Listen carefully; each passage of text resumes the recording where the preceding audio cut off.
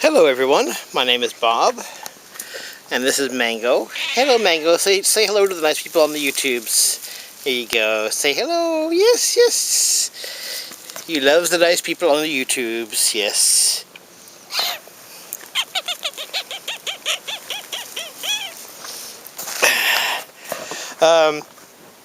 I've been encountering some difficulties in my stop smoking regimen. Not that I have smoked, but last night, especially, and this morning, I've been really tense. Like I want to strangle somebody.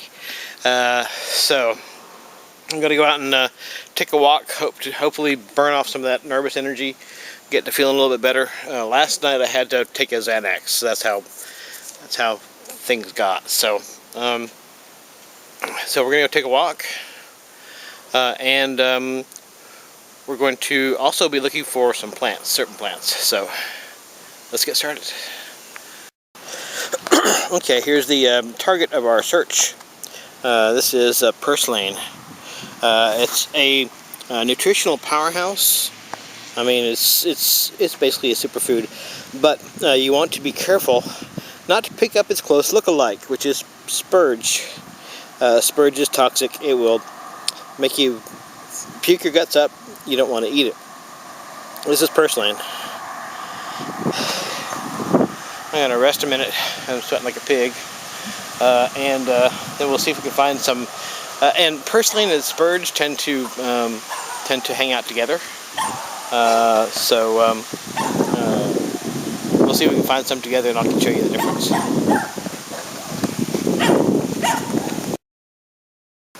Okay, this I believe is spurge. There's a very vague surface similarity.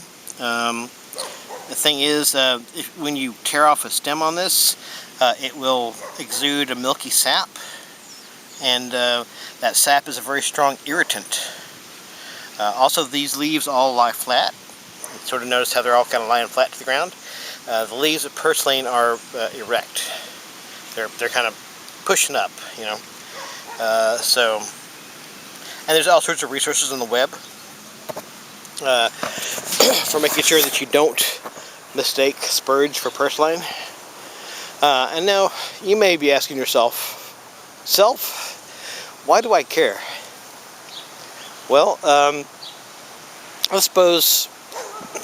think it's probably no great shock to anyone that these are disturbed times. Let's suppose you find yourself without a home, without money, and maybe in even worse circumstances than we have now, where people are kind of like, well, we can't afford to take care of you, homeless person. You're just gonna die or whatever. But you're not going to be getting any free meals anywhere or stuff like that. So if you know how to find things like food, how to suppose you didn't have probably there's no, if you're in a city, probably there's no circumstance in which you would have zero access to water. But you may find yourself in a situation where you need to purify water. And these are just things. And totally aside from that, I mean, yeah, that's a really good reason. But in a large degree, our health depends on both the cleanliness and wholeness of our food and the variety of our food. So if you can add purslane to your diet once a week, it's probably going to make a positive impact on your overall health and stuff. And plus, you know, don't you just want to know shit? I just want to know shit sometimes. Yeah, all this is spurge right here. See if I can find another bunch of purslane. All this is spurge. Spurge actually, there's some research that it's useful as a treatment for skin cancer, but it's useful as a treatment for skin cancer because it eats the cancer and will eat your skin, eat your face, whatever. So there are positive effects to the little spurge plant, but not many. On the whole, it's caustic and toxic. Okay. I'm not sure if you can see this, but there's a million dragonflies down here in this this ditch. Ooh, got sweat in my eyes. No. Okay. Just a whole squadron of them. You probably can't see that.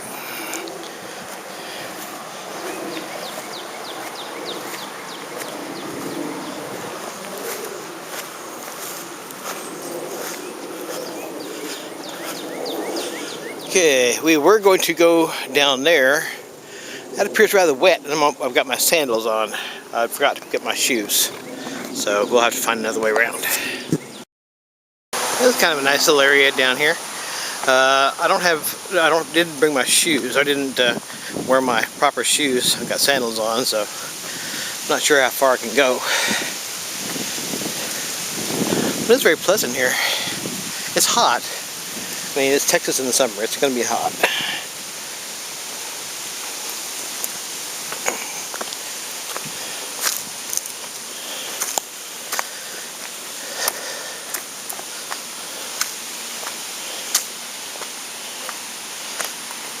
I'm still looking for a purslane plant to show you.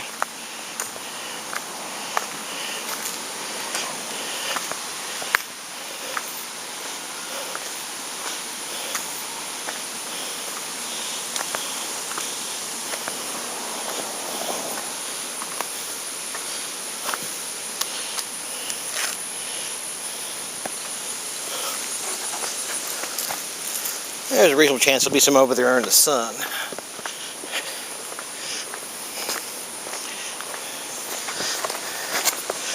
I can cross this puddle of algae here without getting too terribly wet. Oh, there we go.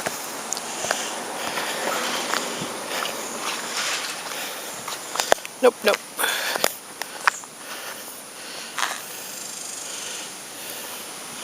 Nada, nada. Nada, nada, enchilada.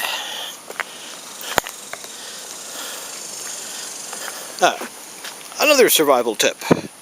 Now, sometimes you can't tell true grasses from things that just look like grasses, but the seeds of all true grasses are edible. So if you're pretty sure it's actually a grass, then the seeds are probably edible. Well, if it is a grass, the seeds are edible. I think this is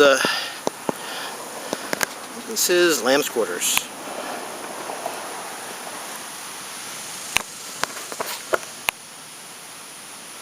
Yeah, I believe that's what it is. Okay. Lamb's quarters being edible also.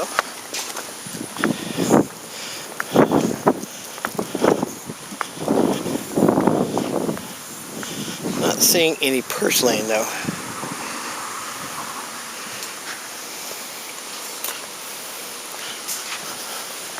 Purslane is a succulent. It's like a cacti, and so that's one way. Another way of telling purslane from spurge is that the leaves are sort of thick and cactus-ish, not extremely thick, but thicker than a normal leaf. And so that's one way you can tell purslane from spurge.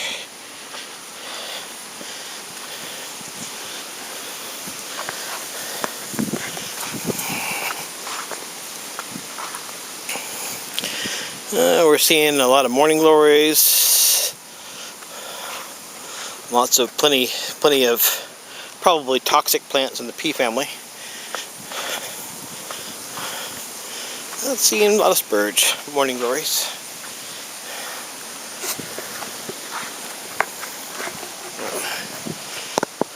Some of these, and I don't have a positive ID, so I wouldn't say go do this. Some of the members of the morning glory family wild morning glory family have edible roots. Sweet potatoes are actually in the morning glory family.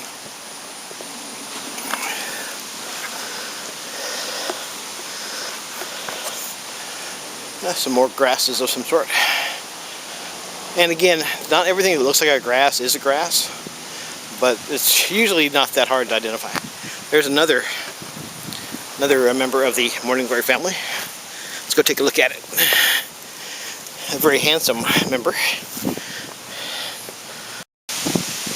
There we go. If you want, you can do fairly close-up pics with this camera, but you have to stop recording and then restart again, and then it'll refocus. Otherwise, it won't happen. And see, here's the other, another one of the same ilk. Another morning glory, but a different species. This is probably the wild yam thing, because they have white flowers. Not that I'm going to go eat the root anytime soon. Just, oh, I might if I identified it, but even then, probably not. Probably just go get a sweet potato from the store, honestly. But if you're ever in a situation where you're in trouble and need it, it would be good to be able to identify it.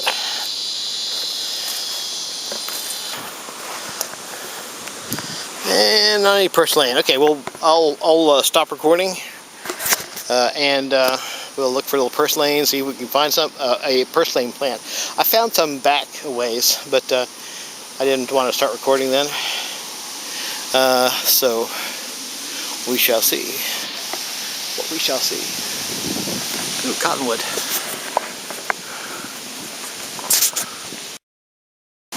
Yeah, okay, I wanted to record this because this is one of my favorite kind of trees, and I love to listen to them. Cottonwoods. I love to listen to them. They're not too good for folks with allergies, but I do love them. Just because the leaves make such a wonderful sound, you can just sit and listen to them. Okay. Here, just listen.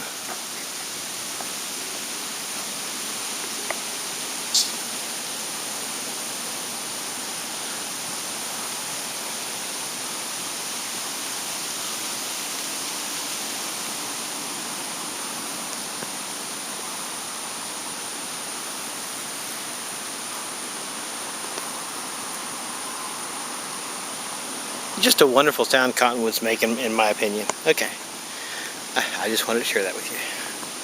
It is getting rather hot out. Okay, purslane. Unlike the spurge, which very superficially resembles, both of the plants have round, sort of ovalish leaves. But if you look here, the leaves here are thicker, and they also don't get close to the ground as much. They're not as flat. Yes, is the word I'm looking for. Flat.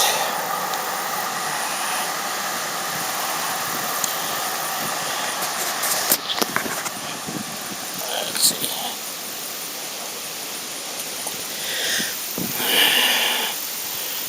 Here we go.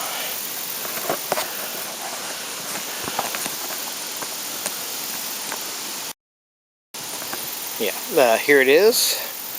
Also make sure that the tip here is not exuding a milky latex, because purslane does not have that milky latex and the spurge does. And that milky latex is very caustic to your body and skin. Generally, I sort of think twice about eating stuff that's in a city here. Whoa, dragonfly. But just for grins, we'll scarf some down.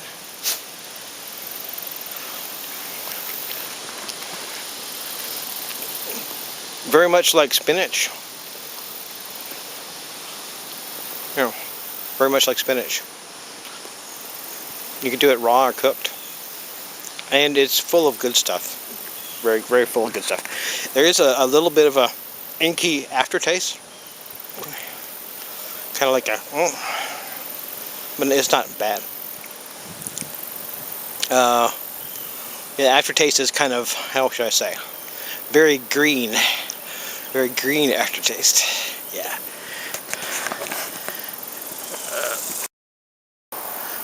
Nice cottonwood there. Okay, purslane. Do check various forms of identification that you may find online, and that stuff will keep you alive. Okay, we're heading that way. Okay, I believe this is ragweed, which in addition to being a person with allergies' worst nightmare, also if you get some sort of insect bite or something, the leaves are good for treating that. Unless you're really allergic to ragweed, in which case probably not so good. And here is a willow of some sort. Very lovely trees always, willows. If you find yourself in the absolute wilderness without any kind of medications, which would be very foolish and you'd probably deserve to die in that case, but if that were true, the bark of many willow trees contains salicylic acid, which is what they make aspirin from. Okay. I just saw a very large bird, probably a hawk.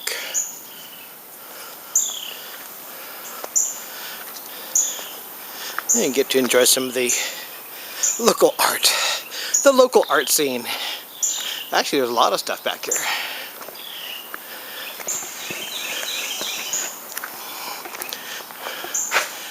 Zero was here.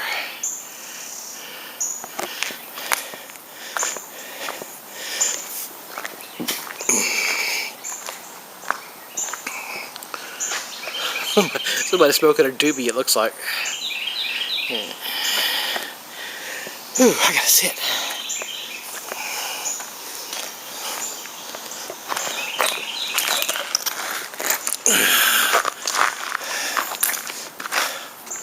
There's some more over there. Let's see if it'll let me zoom in. I may have to restart. Okay, here we go. Some of the artwork over here.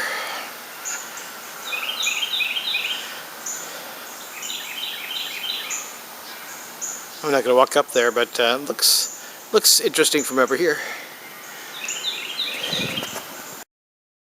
A lot of people have obviously property owners have a real problem with graffiti. I can totally understand that. But to me, it's sort of like, you know, graffiti is like a expression of the wildness of human beings. People, many of whom may not have many prospects in life sometimes, are giving expression to themselves, saying we are here, we were here, you know. And so I do view it as sort of a expression of wildness, of people acting like organisms instead of like machines. Ooh, check out zebra swallow. You probably missed that, which is unfortunate because that was a kick-ass butterfly. What was I saying? Yeah, people acting like organisms, not like machines, which they tend to do, act like machines.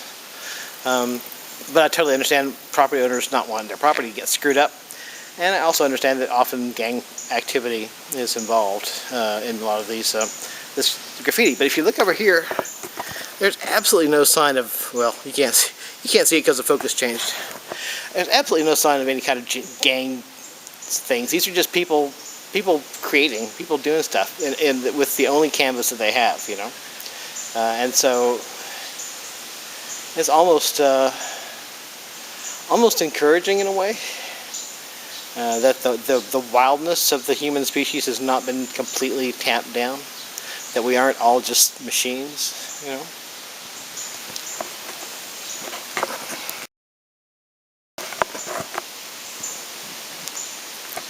Even though this is a drainage ditch, obviously.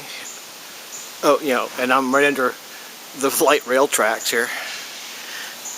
Even so, this is a pretty pleasant place. I may come here, hang out here more often.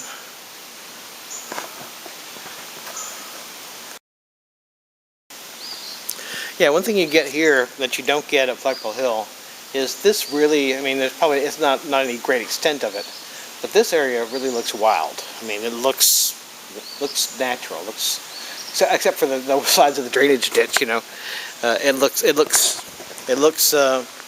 wild. It looks like a forest, you know, which you don't get that from Flagpole Hill too much. So I may make this a regular stop on my walks. But again, we have the light rail tracks up there. And this is a drainage ditch. It's, you know, this is not a natural.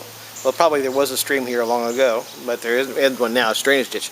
But check that shit out, man. That is forest, and it's pretty much well being left alone. You know, there's a dead tree there. The dead trees are like condominium complexes for wildlife. As human beings tend to take out the dead trees, and that takes out a lot of niches for creatures in the ecosystem.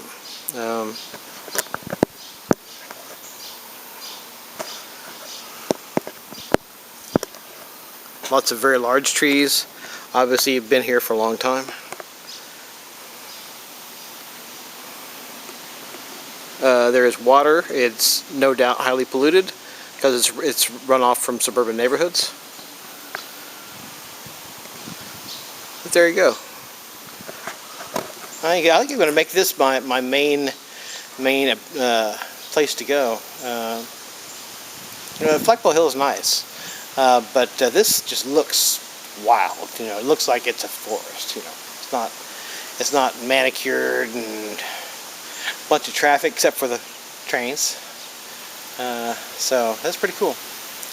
I'm going to have my e-cigarette and probably head back. Next time I'm going to wear shoes instead of sandals, and so I can come truck further out. Because right now it's all bugs.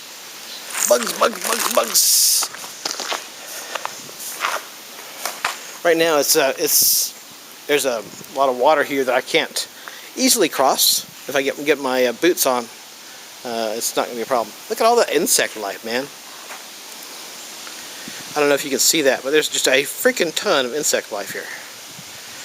Mostly dragonflies and such. Lots and lots of dragonflies.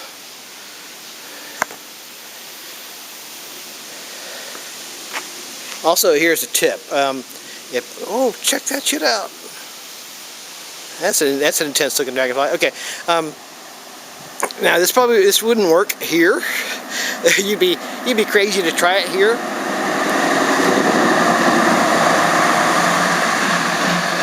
There's a train. You'd be crazy to try it here because of all of the horrific chemicals in that water. Let's say you're out in the wild somewhere and you don't have much of the way supplies. You just have some plastic bottles, and you come by a river and you're thinking, if I get an amoeba from this water, I will surely die. So what do? If you put it in water from a not chemically toxic source, put it in a polyethylene bottle, and put it out in the sun for 6 hours, it'll kill all the germs in it. Now, it still won't take care of any toxins that are in it.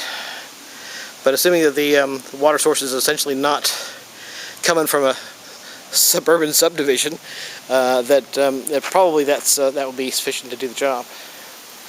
These are little survival tips in case everything melts down, which is altogether possible. I mean, it's not impossible. Sometimes this is horrible. This is horrible for me to even admit this thought.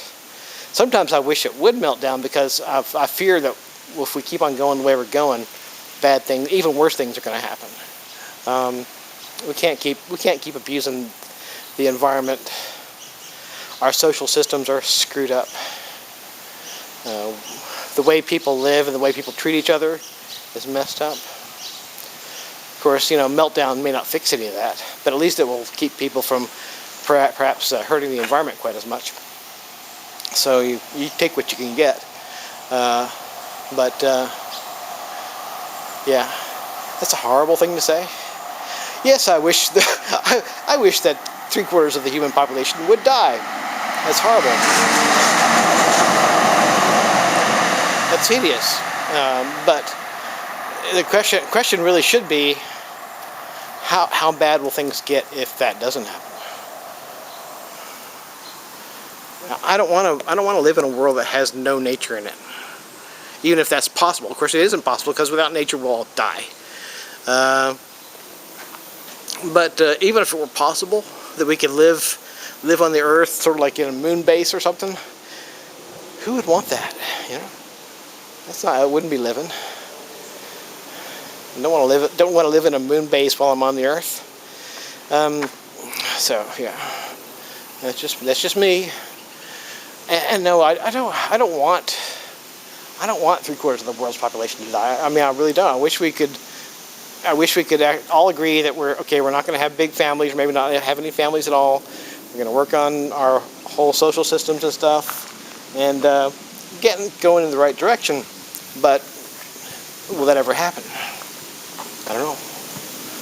Okay, enough doom and gloom for me. Well, while it's still around, here's some nature. Here's some nature for you.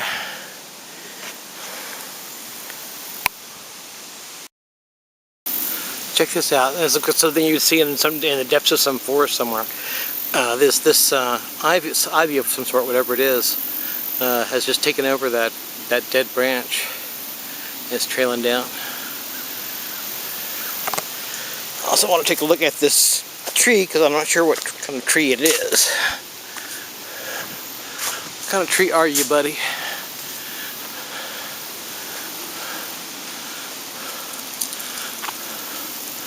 It's sort of growing increasingly rare that I actually wouldn't be able to identify something, at least sort of very generally speaking, on site.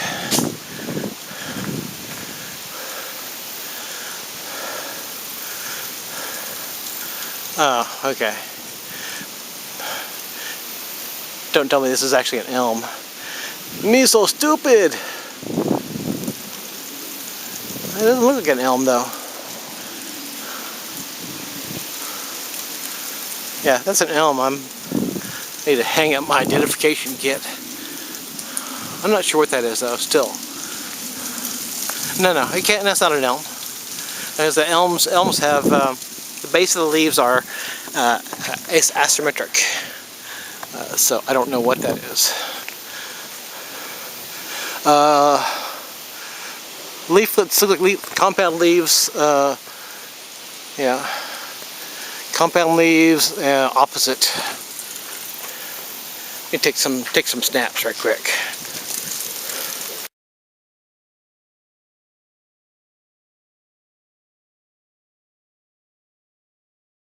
All right, just for future ID purposes, compound leaves, opposite.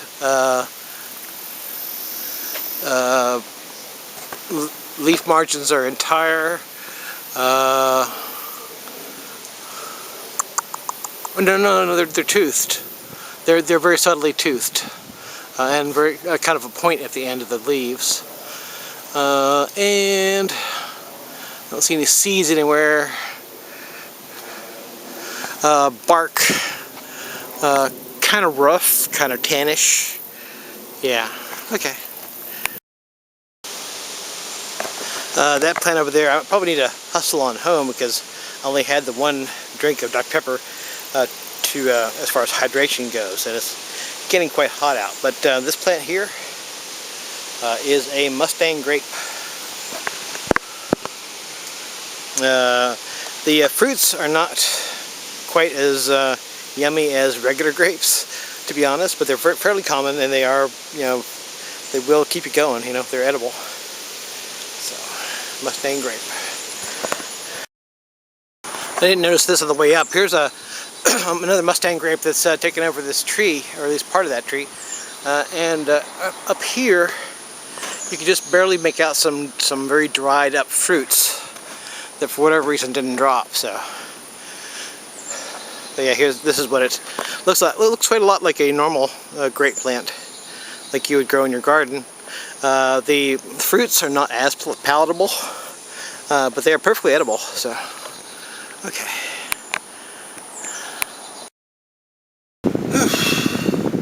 Okay, important tip. Always carry more hydration than you think you could possibly ever use. Because I went out there thinking it was not going to be that big of a walk, you know. I went out there with one Dr. Pepper. That was my hydration. Well, on the way back, it was like being under the hammer of the devil. You know, it was hot, 100 plus degrees. The same old story, you know. And so, yeah, even though it was a shorter walk than the Flagpole Hill walk, because I didn't have adequate hydration, it was just as hard. Well, no, maybe not just as hard. It was plenty hard, though. And Mango is here to lick my wounds. Isn't that right, Mango? He likes my flavor. Do you like my flavor, baby? Yes, you like my flavor. Let's see, wrapping up. Always carry more hydration than you ever think you'll need. How does this fit in with my overall plans for life? This whole walking thing.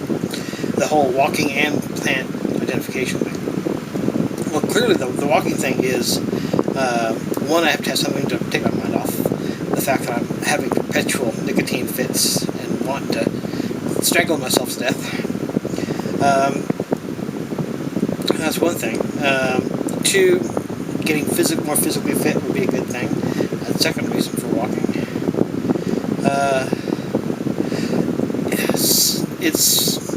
Well, let me back up. Right now, I'm taking care of my mom who has senile dementia. She might live a long time. She may live longer than me. So, for as long as she's still going, I'm going to be right here in the Big D. And for all I know, she may well outlive me because she took care of her body during her life, unlike me. If it happens that that this current situation ends, what I'd like to do is I'd like to go someplace more natural than Dallas, Texas, get a little homestead, and then both my improved physical fitness and knowledge of plants will hopefully come in handy. So those are my plans. And I guess that's all for right now. Is that all for right now, Keto? Is that all for right now, Keto, you think? He's such a lovely baby. He's a baby. He's a baby. Say hello to the folks of the internet, Keto. Alright, I guess that's all for right now. Okay, goodbye.